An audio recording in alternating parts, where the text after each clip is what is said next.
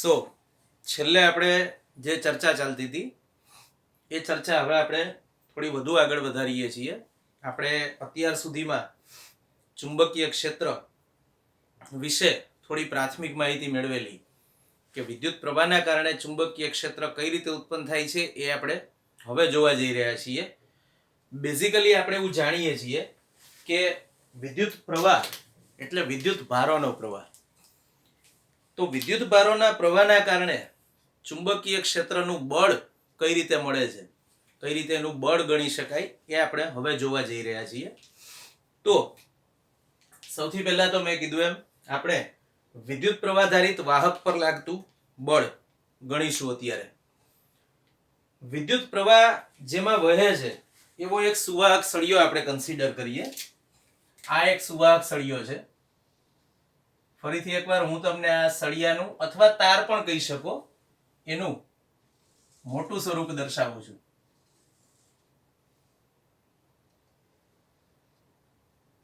હવે ધારો કે આ સળિયો કે તાર જે કંઈ કન્સિડર કરો એની લંબાઈ માની લો કે L છે. આડછેદનું ક્ષેત્રફળ A છે અને આની અંદરથી I જેટલો વિદ્યુત પ્રવાહ વહે છે.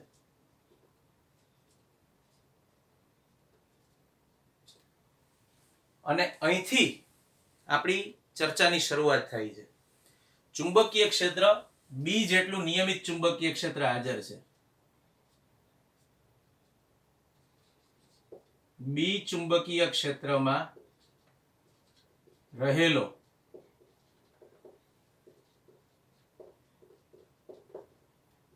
L લંબાઈ અને A આડછેદના ક્ષેત્રફળ વાળો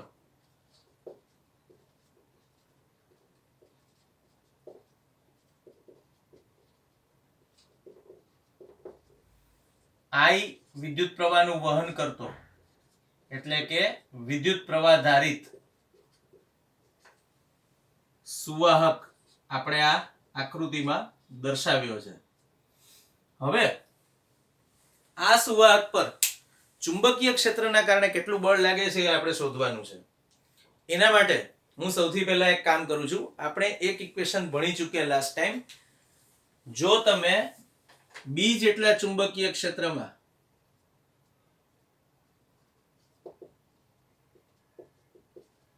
V વેગથી ગતિ કરતો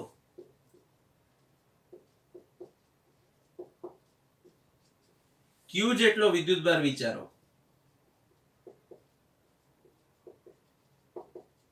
તો આ વિદ્યુતભાર પર ચુંબકીય ક્ષેત્ર વડે લાગતું બળ એનું સૂત્ર આપણે ભણી ગયા F બરાબર Q into V cross B.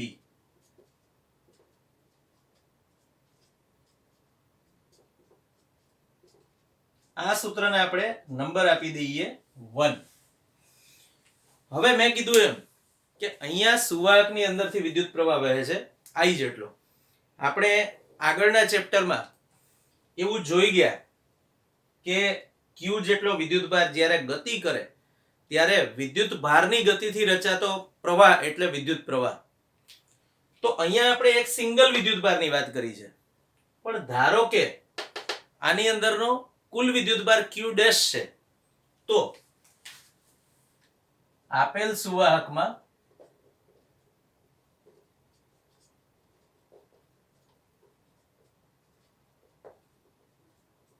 કુલ વિદ્યુતભાર Q ડેશ છે એના પર લાગતું બળ આપણે ગણવું છે.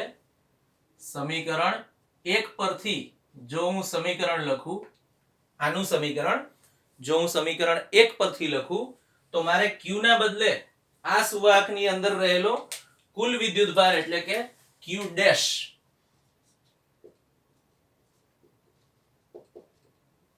આ Q ડેશ જેટલો વિદ્યુતભાર ગતિ કરે છે અને એના વડે I જેટલો વિદ્યુત પ્રવાહ રચાય છે. તો મારે આ સમીકરણમાં F બરાબર શું લખવું જોઈએ? Q dash into V cross B. તો હવે હું સાદી રીતે કહું તો મારે આમાં જે કંઈ વિદ્યુત પ્રવાહ વહે છે, વિદ્યુત પ્રવાહ કોના કારણે છે? Q ડેશ વિદ્યુતભારના કારણે. તો વિદ્યુત પ્રવાહના કારણે જે બળ લાગ્યું એ શોધવું હોય તો મારે ટોટલ Q ડેશ જેટલા વિદ્યુતભાર પર જે બળ લાગે છે એ શોધવું પડે. તો પહેલા તો આપણે જે વાહક વિચાર્યો એમાં ટોટલ કેટલા વિદ્યુતભારો રહેલા છે એ ગણતરી કરવી પડે. અહીંયા Q ડેશ સુવાહકની અંદર રહેલો કુલ વિદ્યુતભાર છે, તો આપણે કુલ વિદ્યુતભારની ગણતરી કરીએ. આપણે જે સુવાહક વિચાર્યો છે એનું કદ આપણે જાણીએ છીએ કે કદ એટલે આડછેદનું ક્ષેત્રફળ ગુણ્યા લંબાઈ. તો આડછેદનું ક્ષેત્રફળ a છે અને લંબાઈ l છે, તો આનું કદ થયું al. આપણે આ al જેટલા કદમાં રહેલા કુલ વિદ્યુતભારને નામ આપ્યું છે Q ડેશ. તો હવે હું આ કુલ વિદ્યુતભારની ગણતરી કરું છું. જો આપેલ સુવાહકમાં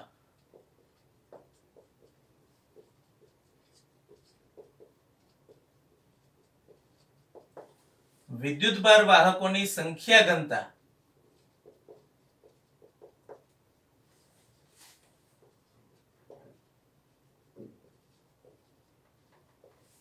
n હોય તો કુલ વિદ્યુતભાર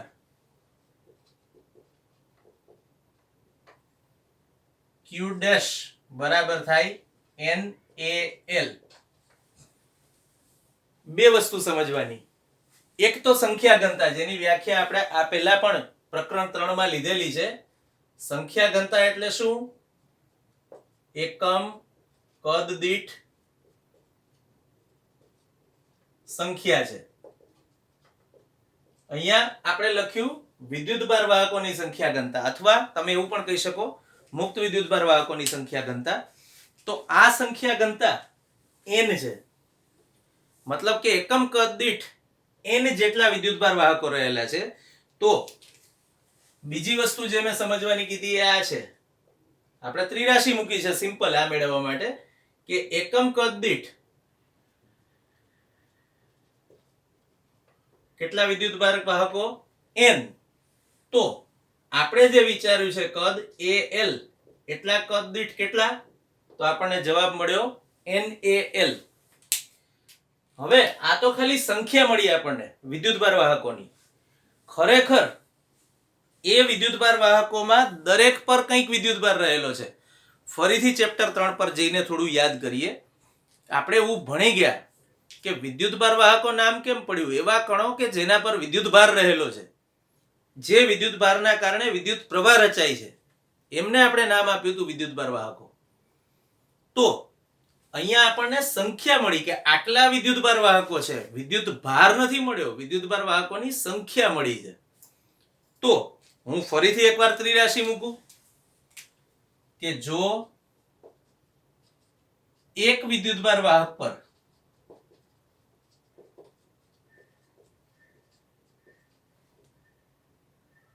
Q વિદ્યુતભાર રહેલો હોય, Q જેટલો વિદ્યુતભાર દરેક પર, મતલબ ધારો કે ઇલેક્ટ્રોન છે તો Q નું મૂલ્ય -E હશે.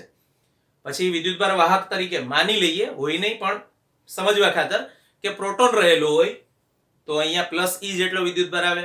આલ્ફા કણ જો વિદ્યુતભાર વાહક તરીકે વર્તતો હોય તો એના પરનો વિદ્યુતભાર છે 2E, તો અહીંયા Q ના બદલે આપણે લખવું પડે 2E. તો જુદા જુદા કેસમાં આ Q નું મૂલ્ય જુદું જુદું હોઈ શકે, પણ આપણે એવું કહી દીધું કે ઇન જનરલ આપણે જ્યારે સામાન્યપણે ઓવરઓલ ચર્ચા કરતા હોઈએ ત્યારે આપણે સંજ્ઞા લઈએ, મૂલ્યો ના લઈએ, નિયમ છે. તો એક વિદ્યુતભાર વાહક પર જો સ્મોલ q જેટલો વિદ્યુતભાર રહેલો હોય તો આપણે કેટલા વિચાર્યા? NaL. આટલા વિદ્યુતભાર વાહકો પર કેટલો, જેને આપણે નામ આપીએ છીએ Q ડેશ. સોરી, આ કુલ વિદ્યુતભાર વાહકોની સંખ્યા હતી, મેં ભૂલથી ત્યાં લખી નાખ્યું વિદ્યુતભાર એવું. હવે આપણે વિદ્યુતભાર ગણીશું અને એને આપણે નામ આપ્યું Q ડેશ. તો q ડેશ બરાબર શું મળ્યું? NaL q છેદમાં 1 છે પણ એ લખવાની જરૂર નથી. તો આપણે સમીકરણ 2 માં જે q ડેશ ની કિંમત જોઈતી હતી એ મેળવી લીધી. તો હવે સમીકરણ 2 માં કિંમતો મૂકીએ તો આવું કંઈક મળે છે. f બરાબર q ડેશ ની કિંમત NaL q v cross b. આપણે ખાલી q ડેશ ની કિંમત મૂકી છે, બીજું કંઈ જ નવું નથી કર્યું. હવે વધુ આગળ ચર્ચા કરીએ. આ તો મને કુલ વિદ્યુતભાર વાહકોની સંખ્યા કન્સિડર કરીને મળતું કુલ બળ છે, પણ આપણે જોડે જોડે એવું પણ જાણીએ છીએ કે અહીંયા દરેક વિદ્યુતભાર Vd જેટલા પરિણામી ડ્રિફ્ટ વેગથી ગણતરી કરે છે, એટલે આપણે v ના બદલે લખ્યું Vd. વધુ આગળ વિચારીએ. આપણે એક સમીકરણ ભણી ગયા J = NQVD. આવું હું અહીંયા લખી રાખું છું, ધ્યાનમાં રહે એના માટે. ચેપ્ટર 3 માં આ સમીકરણ આપણે ભણ્યા છીએ. પ્રવાહ ઘનતા J બરાબર NQVD. હવે થોડું ડિટેલમાં જઈએ તો આ સમીકરણમાં તમે ખરેખર વેક્ટર J એવું લખેલું. વેક્ટર J = n સંખ્યા ઘનતા છે, મતલબ કોઈ એક સંખ્યા છે, ગાણિતિક રીતે વિચારો તો એ સદિશ ન હોઈ શકે. q વિદ્યુતભાર પણ સદિશ નથી, બંને અદિશ છે, આપણે જાણીએ છીએ n અને q. તો સદિશ પદ છે એકમાત્ર Vd, ડ્રિફ્ટ વેગ, અને આપણે જાણીએ છીએ કે વેગ સદિશ છે. તો આ સમીકરણનો અર્થ એવો થાય કે ધન વિદ્યુતભાર માટે J અને Vd એક જ દિશામાં હોય. હવે J શું છે? પ્રવાહ ઘનતા, મતલબ જે દિશામાં પ્રવાહ હોય એ જ દિશામાં પ્રવાહ ઘનતા પણ હોય. પણ ડિફરન્સ એટલો કે આપણે વિદ્યુત પ્રવાહને અદિશ ગણીએ છીએ, જ્યારે આ સદિશ છે. બંનેની દિશા તો એક જ હોય. અને કઈ દિશામાં હોય? સુવાહકની લંબાઈની દિશામાં. લંબાઈ આ દિશામાં માપીએ છીએ આપણે, તો આ Vd ખરેખર લંબાઈની દિશામાં રહેલું છે. મતલબ કે લંબાઈ અને ડ્રિફ્ટ વેગ બંનેની દિશા એક જ છે. તો આપણે શું કરીએ છીએ, આ સમીકરણમાં આ લંબાઈ અને ડ્રિફ્ટ વેગ વાળા પદો ઇન્ટરચેન્જ કરી દઈએ. તો શું લખાય? હવે n q a Vd બાર લઈ લીધું, અને હવે Vd પરનું જે સદિશનું નિશાન હતું એ આપી દીધું L ને. તો આવું થયું. હવે હું બીજું એક કામ કરું છું. અદિશ સ્વરૂપે જ્યારે હું લખું, અદિશ મતલબ બહારના પદની દિશા હું કન્સિડર નથી કરતો, ત્યારે આ સમીકરણ અદિશ સ્વરૂપે શું હતું? J બરાબર NQVD. અહીંયા પણ જોઈ શકો છો NQVD. તો આના બદલે હું J મૂકી શકું છું. તો હવે અહીંયા લખ્યું J. A એમનો એમ ઇન્ટુ L ક્રોસ B.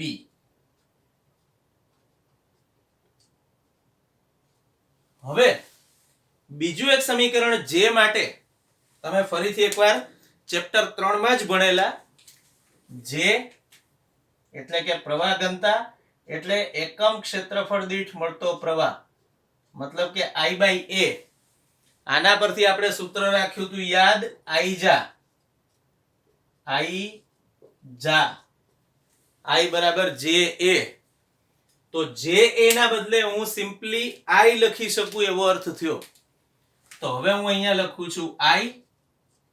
તો મને ફાઇનલ ઇક્વેશન મળે છે F બરાબર I L ક્રોસ B.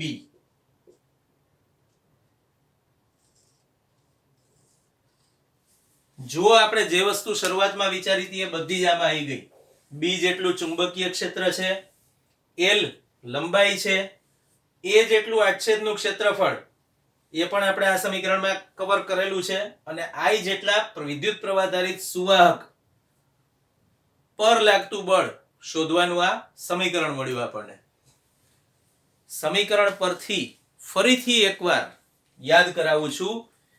ચુંબકીય ક્ષેત્રનું બળ ચુંબકીય ક્ષેત્રને જ લંબ રૂપે લાગે છે. તમે જેમ ચેપ્ટર 1 માં ભણ્યા હતા કે વિદ્યુત ક્ષેત્રનું બળ જો વિદ્યુતભાર ધન હોય તો ક્ષેત્રની દિશામાં લાગે અને ઋણ હોય તો ક્ષેત્રની વિરુદ્ધ દિશામાં લાગે.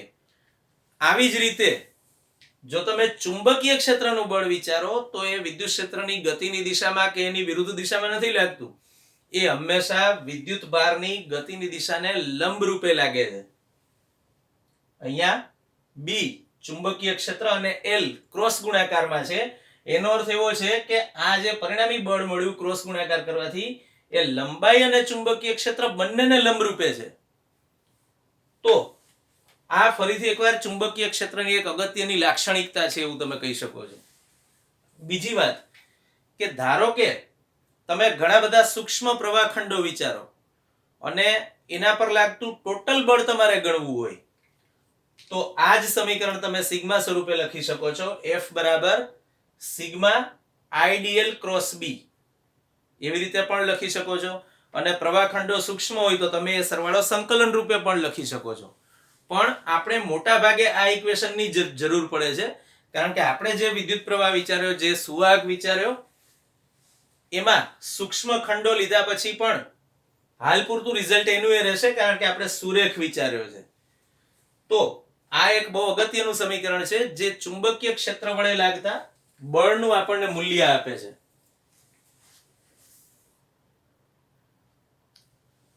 હવે આપણે અભ્યાસ કરવા જઈ રહ્યા છીએ તમારા ટોપિક 4.3 ચુંબકીય ક્ષેત્રમાં ગતિ એનો.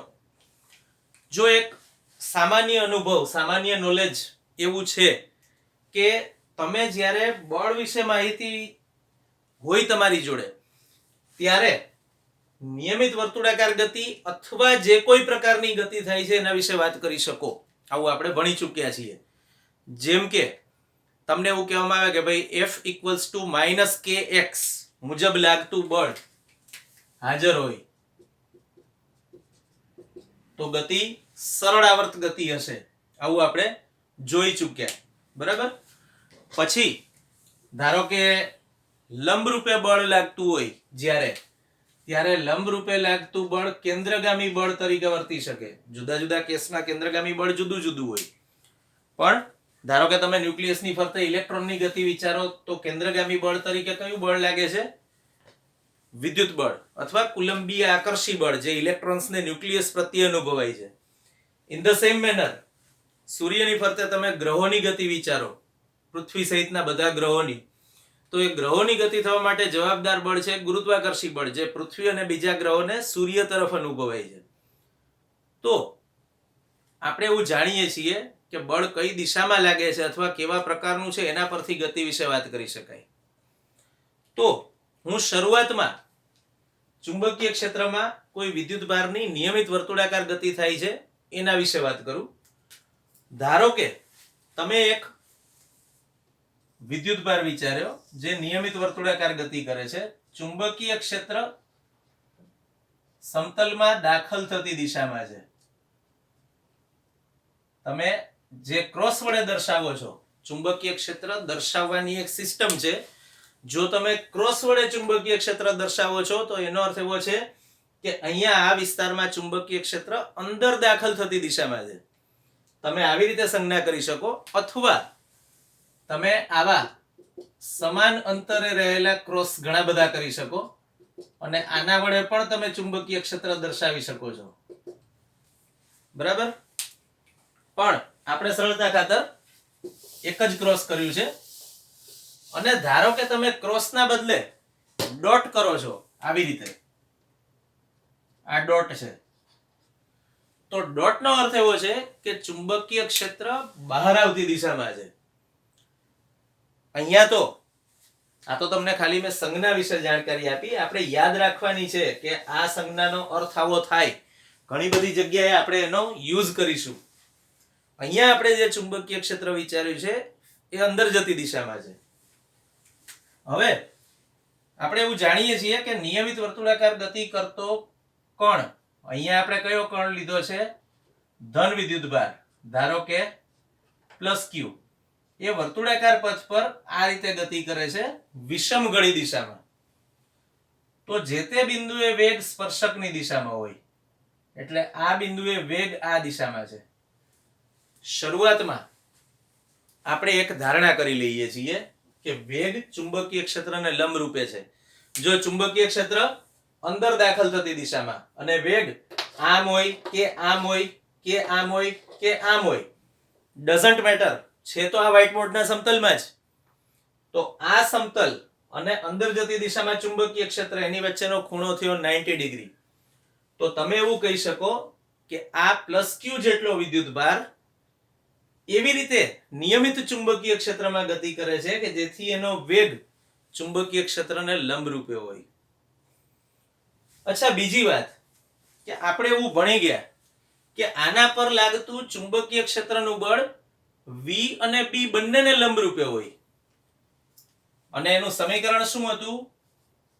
F = Q × V × B. આવું સમીકરણ આપણે જાણીએ છીએ, આપણે મેળવી લીધું છે ઓલરેડી. તો આનો પરથી જો હું મૂલ્ય શોધું અને દિશા શોધું ચુંબકીય ક્ષેત્રની, તો શું મળે એ જોઈએ. પહેલા તો દિશા વિશે વાત કરીએ. B અંદર જતી દિશામાં અને V આ દિશામાં. તો V અને B બંનેને લંબ દિશામાં ચુંબકીય બળ લાગે છે, મતલબ ચુંબકીય ક્ષેત્રનું બળ લાગે છે. બંનેને લંબ દિશા એટલે આ દિશા, વર્તુળના કેન્દ્ર તરફની દિશા, એવું તમે કહી શકો. અહીંયા આ વર્તુળ જેના પર q જેટલો વિદ્યુતભારનો જે નિયમિત વર્તુળાકાર ગતિ દર્શાવતો ગતિપથ છે, આ એને લંબ દિશામાં અને વેગને પણ લંબ દિશામાં લાગે છે. આ કયું બળ છે? F. અને આ છે વર્તુળનું જે નિયમિત વર્તુળાકાર ગતિ જેના પર થાય છે, એ વર્તુળનું કેન્દ્ર. તો જોઈ શકો છો કે આ સમીકરણ મુજબ V અને B બંનેને લંબ દિશામાં ચુંબકીય ક્ષેત્ર વડે લાગતું બળ છે. તો વિદ્યુતભારના કિસ્સામાં કેવું થતું હતું કે F = QE આવું બળ હતું. ફરીથી એકવાર આપણે ચેપ્ટર 3 થોડું રિકોલ કરીએ. અમે વિદ્યુત ક્ષેત્ર વડે લાગતા બળનું સૂત્ર આવું ભણી ગયા હતા. F = QE અને બીજું સૂત્ર હતું F = ma. તો અહીંયા શું હતું? ધારો કે ધન વિદ્યુતભાર હોય તો ધન વિદ્યુતભાર પર ગતિની દિશામાં બળ લાગે.